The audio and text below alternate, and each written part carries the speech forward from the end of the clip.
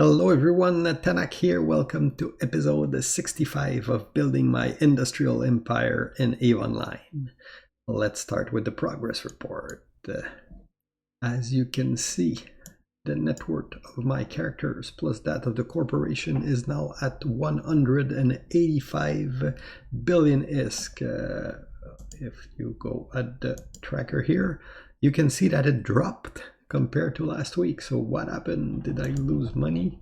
Well, not really, actually. It should be a lot higher.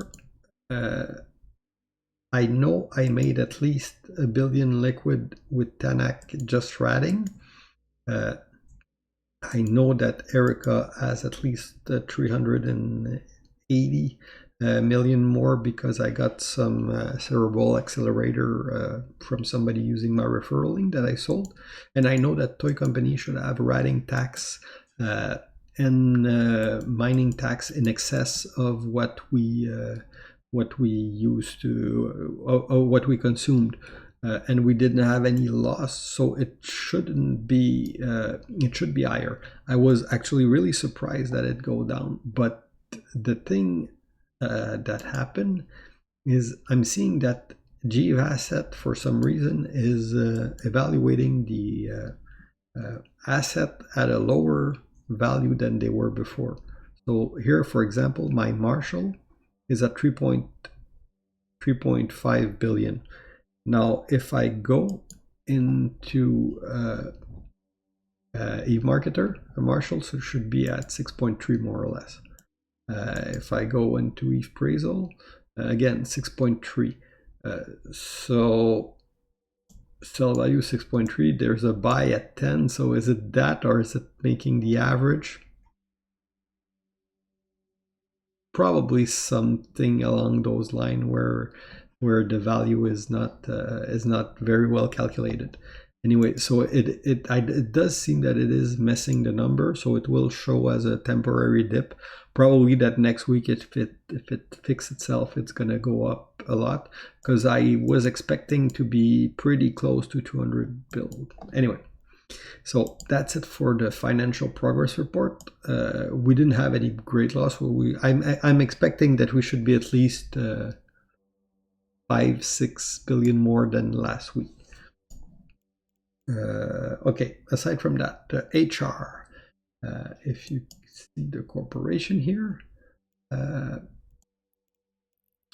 Toy Company is now at 233 member. That is more. We were at 212 last week, no, 219 last week. So it's a lot of recruit this week. You can see that they are actually active member. They are, we do have like a lot of people that are online or were online not too long ago. At least more than half the corp, at least 60% of the corp maybe log in daily. I would say, yeah. So maybe what, 85% of the corp has login within the last month or so, and the rest, there are still people that are they are in our null system. So these are people that were with the corp for a while, and some of them I know, like just seeing here, I see the name. They are alt that people probably just didn't get to log. So I will need to remind people to log their alt before I do the cleanup. But all in all, you can see that it is like a pretty healthy corp with people log in regularly. If you go on Zkill, you will see that we are at 266 member. So we were at last week at 241. So that's 25 people more, 25 character more in corp. Some are PI alt, but a lot are warm body in seat. We are like late in a time, and there's still 14 people online. I think that if like we most of the evening we had almost 30 people on the NA time, which is a lot more than usual. Euro time too. We did at one point during the week peak at 62, 63 people online at the same time that I saw. I'm guessing that if we did a fleet up with like a hard ping where we ask everybody to show up, we would probably get more than 70 people in fleet. So we are getting like really good numbers these days, and the corp is growing at a good pace.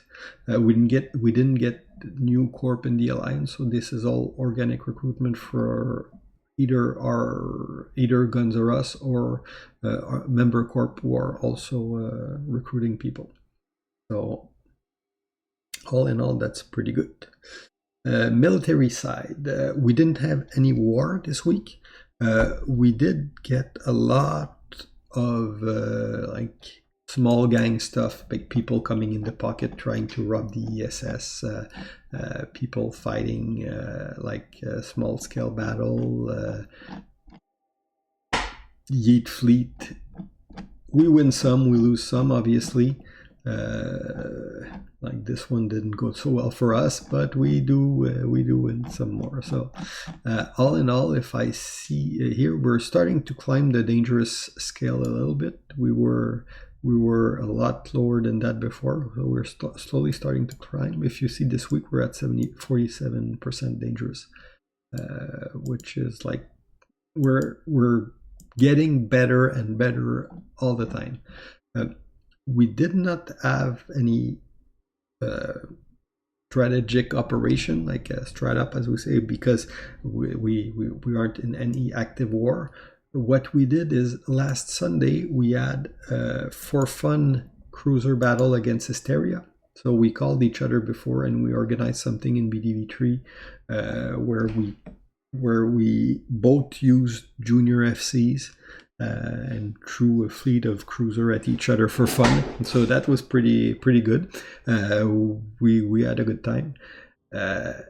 Those fleets are great to help our member get used to fleet operation, like for both corp, and to train junior FC to get battle experience in a context that is not as high stake as you would get into a real battle where you have to actually achieve an objective. So pretty good for both sides, and so kudos to Hysteria for thinking of the idea, and we participated in it. It was fun for both teams. So all in all, that was great. We did one roam this week because, well, we were bored and we tried to go pick a fight. We went all the way to Fade, going through that route, and came back.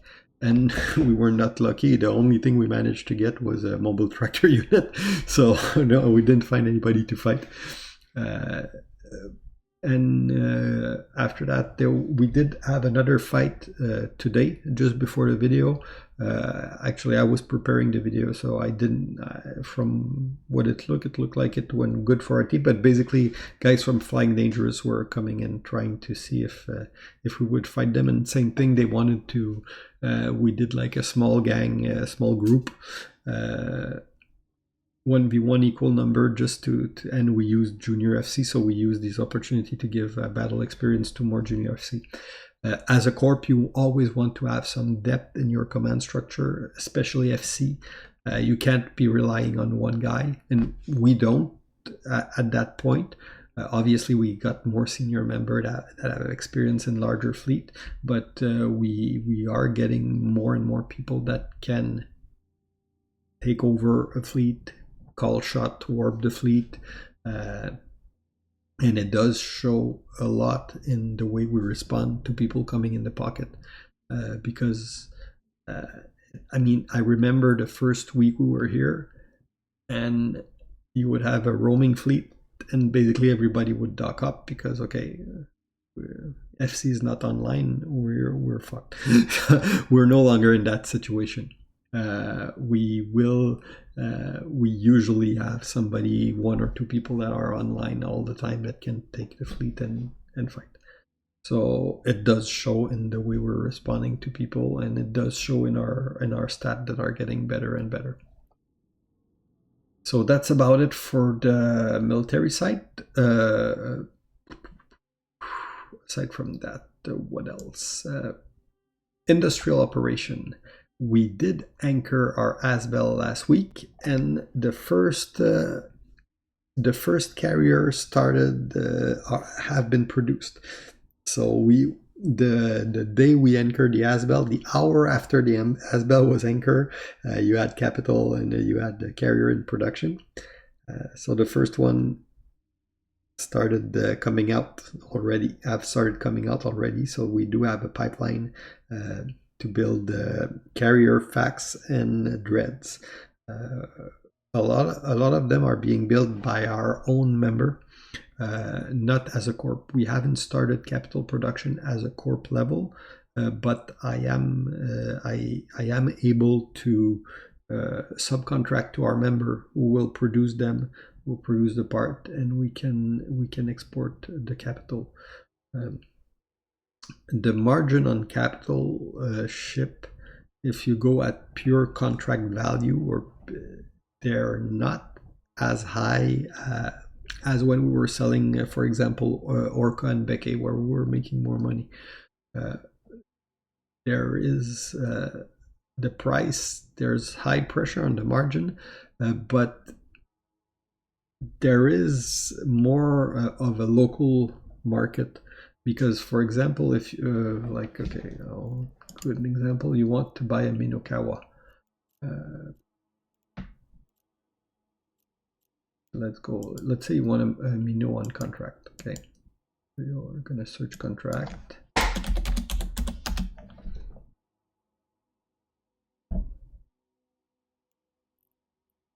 So let's say you want to buy one. Get to the point where you really get the ship. Okay, so you want a Mino haul. You would get it at 1.8, but some of them are pretty far away. They're not that and there's not that much depth in the market. So we are at a point where we can produce locally for the pure blind area, and just for the jump cost to bring something you would buy on the other side of the galaxy, it is probably, you can probably save money buying local, and it does give us a little bit of margin, a little bit of flexibility on the price, where we can get to a point where the person building is still making money, considering that we have to import a few of the mineral that we don't get in pocket and everything. So all in all, it does mean that we are at the point where we can start building caps for export. And what I will do is I've asked the guy to supply me with a price list of the cost that they would accept to build one for corp, where they would take their own profit margin. And what we'll do is the corp will add a little bit extra, just to make a little money for the corp, and we'll be able to act as a window to export on a larger scale capital. Aside from the cap building, what else? We are looking at adding more mineral diversity to get more moon mineral diversity to increase the number of reaction that we can do. We changed the way we do moon mining, which is basically we're no longer running a full in-corp operation where the corp will get the R64 mineral. What we're doing is we're doing FFA mining when there's a moon pool, and people contract back 20% of the ore to the corp to pay for the fuel, the extraction and corp profit. because rather pay a large part of tax. So that's the way we're doing it, is mining tax on moon pool for the industrialist. It does work pretty well. So there's one guy like is checking how much he's getting contract versus the mining ledger, and to keep everyone honest. And so far we had huge success with that, where our moon pool are getting pretty much fully mined every time. So everybody's getting what they want. Members are getting material for reaction. Corp is getting enough money to finance the moon pool. So it is the system that we found that is working pretty well so far.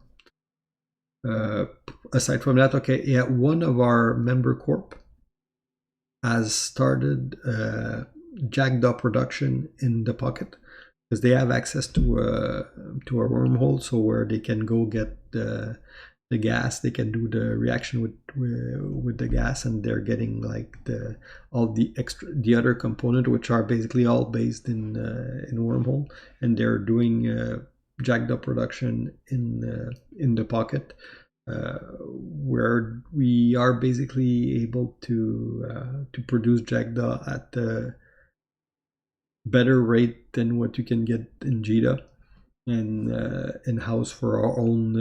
We're like member are buying them from we're producing from our own need, and probably reaching a point where I think we have export capacity too.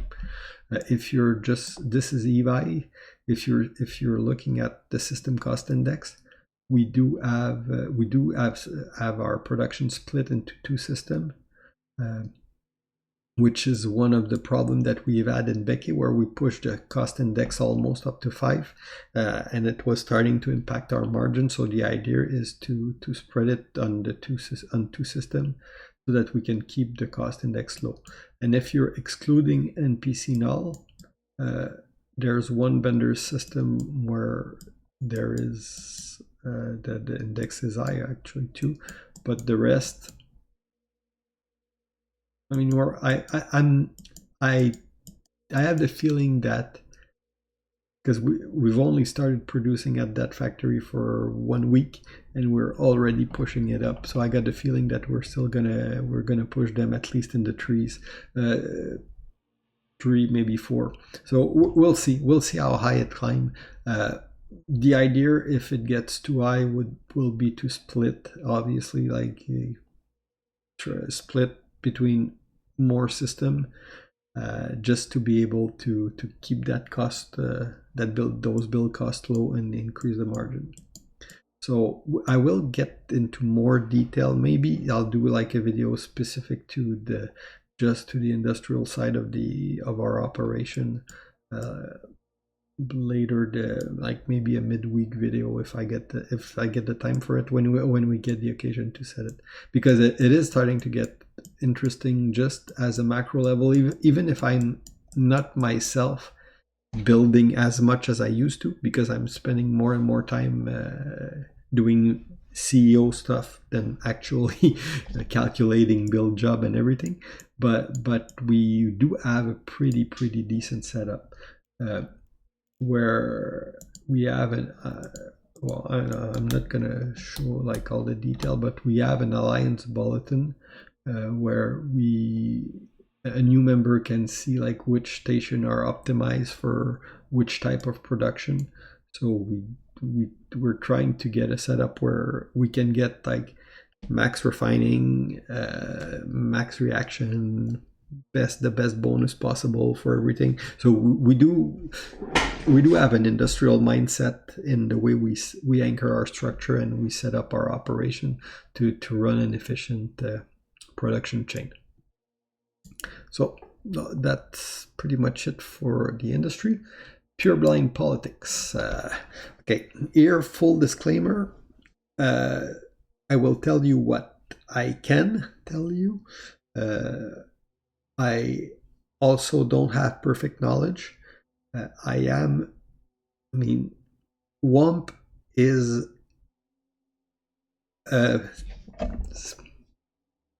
I don't want to say significant. Well, yeah, we're a we are a significant, we're not top tier in the area like Bander or Volta or Toilet Paper who has arrived, but we are still a significant force where we can, I mean, anybody that can put 50 ship on grid is a significant force. So we do have active relationship with a lot of groups. So I will tell you what I can tell you. Something you might get with delay or when I'm going to explain it, and something I just don't know because people don't tell me everything. So I know what I know, and that's it. In the area last week, Toilet Paper had taken the last constellation of X-Empire. X-Empire used to own these two constellations. I Hing to Misbehave was hitting them bad, like very, very hard in the south here. So they transferred that constellation to Bender. That was like 2-3 weeks ago. And then Toilet Paper arrived in the area, fleeing the Fraternity invasion, and they took that constellation from X-Empire. So X-Empire has basically been chased off of Pureblind. From what I saw, they don't look to be crashing on Bender's couch. So I don't know. Maybe they have some player that joined Bender or that are actually there. But as a whole group, they don't seem to be living in the Bender space in large number, at least. And again, I don't know everything. Something might have happened and I just don't have the information. I mean, they could be living here and I wouldn't know about it because we don't go there often. So that was last week. What everybody was waiting for, like all the smaller corp, we wanted to know what would be the next step of that fight. And it started 2 days ago with Toilet Paper and Tosising 2 of Bender's system. That means, I think, well, it does mean that at least they intend, or it does mean that they're Tosising those 2 systems. So the Toilet Paper seems to be continue to push against Bender. From the kill board, they also do fight occasionally with Hysteria. I don't know how hard those battles are or not, but they have killed from, like, they fight each other. But Pureblind is weird like that, where friends also fight each other all the time. I mean, there's a lot of friend like neutral that are friendly and that will fight. That is a typical relationship, a good neighbor relationship in Pureblind. Is you're neutral, you don't invade each other, but you will shoot each other's ship when you get a chance. Now, where does WOMP stand into all of this? WOMP is neutral with a good relationship with Hysteria. WOMP is neutral with a good relationship with Flying Dangerous. WOMP is neutral with, I would say, a neutral relationship with Volta, as in we don't actively hunt each other down. They will pass in the pocket occasionally and shoot people, but it's not like they're camping us or anything. They just pass by, and sometimes they pick a fight, sometimes they just pass through, because we know better than to get in front of Volta. But we sometimes I think we have a few kill against them too. I mean, sometimes we will fight, but it's the same for us. We're not trying to push in their system. So all in all, it's neutral with fight. We used to be blue. Well, we are technically still blue with Bender. When we arrive in the area, we were fighting a lot against a Volta Renter. which was Absolute Honor, were Volta Renter along with Stardust Union and Dragon Dynasty. So at that point, and Volta did join a few fights against us initially. So what did happen there is that we negotiated a blue with Bender. And they have followed the term of our agreement to the letter. They never shot us. We didn't shot them. I think they would say the same for us. We both pretty much comply with the term. We're both not shooting each other, not trying to invade each other's space. So we were blue, but we were never in a situation where we could easily collaborate as blue, as they were, because of the time zone difference mostly. They couldn't help us on any structure fight and vice versa. So it was at the point where it was more a blue of convenience, where we just agree not to shoot each other. There is a shift in the political balance in the region, and for us it's becoming more important to keep our diplomatic flexibility. So what we did is last Saturday we did send a notification to Bander that we would reset our relationship to neutral, and we gave them 7 days. So I told them that in 7 days we will reset the relationship to neutral, because we didn't want this to be a backstab, and we are not going like, we're not waiting at the gate to invade or anything. It's just that the way the situation is changing, we rather be able to not to be tied to one of the camp in that battle.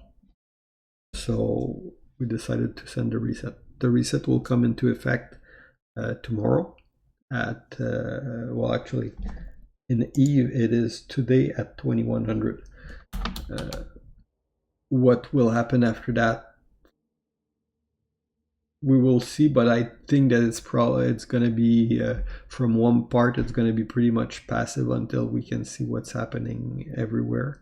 Obviously defending our area if anybody tries to come, and defending our space. But aside from that, we're going to be flexible. So we are at the point where we got no war, no active enemy, and no, I would say, protection obligation, where we are free to, we're going to be free to pick the side that makes the most sense in any local battle that arrive.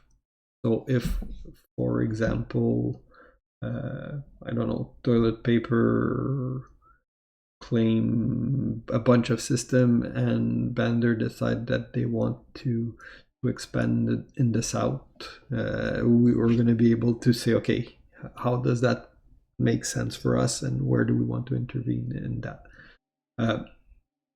We're going to see that way. We're still at a point where we don't necessarily want to, I mean, we are growing in size, but we still have plenty of room to live in our area. So we're not like pressed for space where we need to grow absolutely.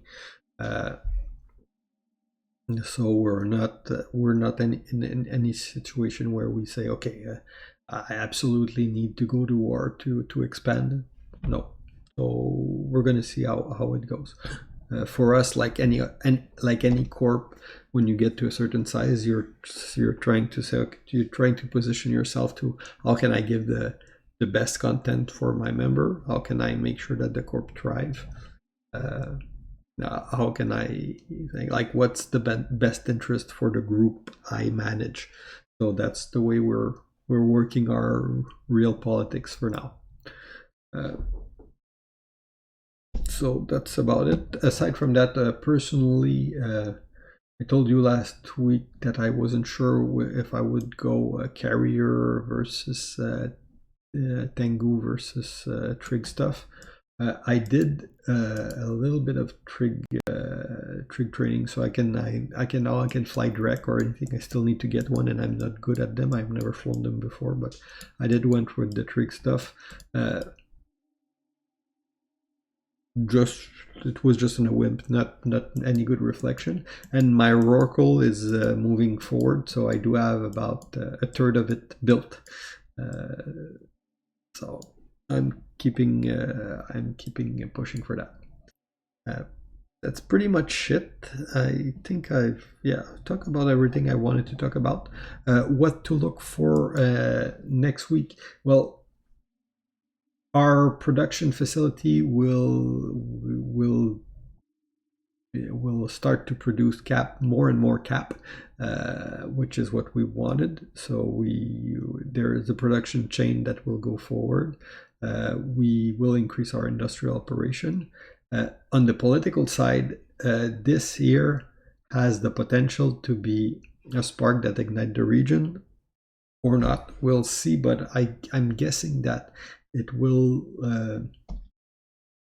I would be very surprised if it's a fight that is limited to those two systems. I think that it has the potential to become something on a larger scale. So we will see what would happen, but it's definitely going to be very interesting. I'm pretty sure we will get more local fight. That as the local fighting has intensified, and I think actually, I mean, it is a lot of that stuff is domino effect. Okay, Fraternity pushed a lot of corp out here, so these corp, these people are looking for new homes. These corps aren't disbanding, and they're not disappearing out of thin air. So they're either crashing on somebody's couch, or people are going to look for other place to live, and we're not that far. So I'm guessing that you're going to have some refugees that are going to come and probably try to fight in the area. Maybe claim a little bit of space. Maybe we'll see what happens. But I get a feeling that it's going to be very interesting in the next following week. For us, we're continuing to recruit. We're continuing to grow our strength. We will be introducing some new doctrine ship with the heavy assault cruiser nerf. Our main Serb doctrine isn't as meta as it used to, so we are looking at introducing some new doctrine. So that will be something to see if we like. Hopefully, we'll be ready for our next war, or at least pretty soon. So that's gonna be fun. We're also gonna try and do some T2 frig roam and stuff like that. So we're trying some new different stuff just for fun and to other variety. So hopefully you guys enjoy, and if you did, like, subscribe, leave a comment, everything, and see you next week. Bye bye.